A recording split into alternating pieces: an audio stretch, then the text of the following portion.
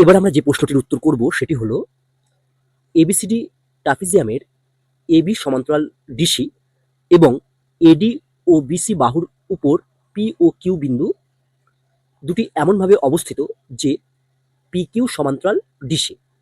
যদি পিডি 18 সেমি, B Q 35 সেমি, কিউসি 15 সেমি হয়, তবে এডি এর দৈর্ঘ্য নিচের যে চারটি বিকল্প আছে তার মধ্যে কোনটি হবে আমাদের নির্ণয় করতে হবে। চলো আমরা এই প্রশ্নের উত্তর করে ফেলি। অ্যান্সার, আমরা প্রথমে ট্র্যাপিজিয়ামটি অঙ্কন করব। আমি প্রথমে ট্র্যাপিজিয়ামের সমান্তরাল বাহুদ্বয় অঙ্কন করে ফেললাম, তারপর তির্যক বাহু দুটি অঙ্কন করলাম। ট্র্যাপিজিয়ামটির নাম দিলাম এ বি সি ডি। এবার দেখো প্রশ্নে যেমন বলা আছে এ বি সমান্তরাল ডিসি, দেখো আমাদের ছবিতেও এ বি আর ডিসি পরস্পর সমান্তরাল হয়েছে। প্রশ্নে বলা আছে এডি ও বিসি বাহুর উপর পি ও কিউ দুটো বিন্দু আমরা নেব।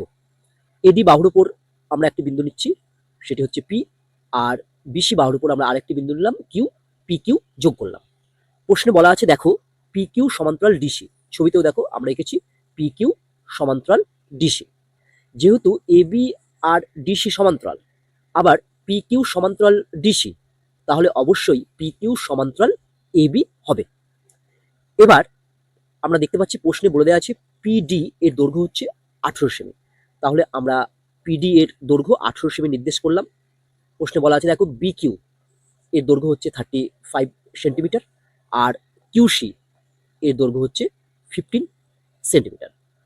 আমাদের এডি এর দৈর্ঘ্য নির্ণয় করতে বলেছে, তাহলে আমরা যদি এপি এর দৈর্ঘ্য নির্ণয় করি, দিয়ে এপির যা দৈর্ঘ্য তার সাথে যদি 18 যোগ করে দিই, তাহলেই আমরা এডি এর দৈর্ঘ্য নির্ণয় করতে পারবো।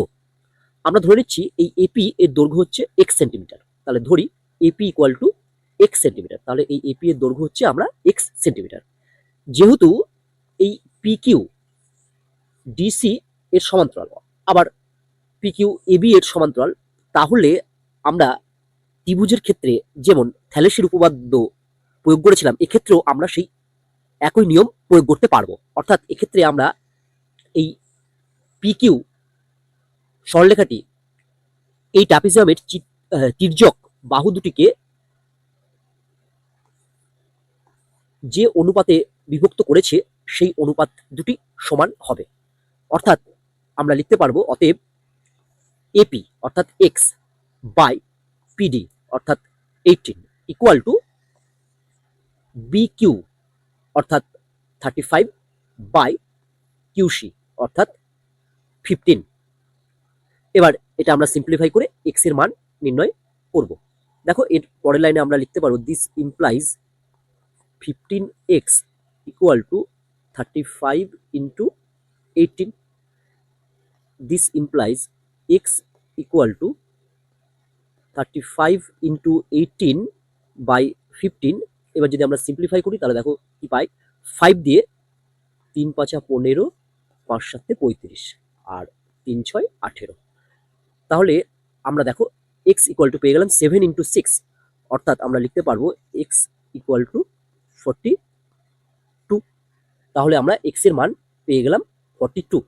এবার দেখো x এর মান আমরা পেয়ে গেছি 42, তাহলে AD ইকুয়াল টু লিখবো 42 প্লাস 18। তাহলে দেখো আমরা লিখতে পারি অতএব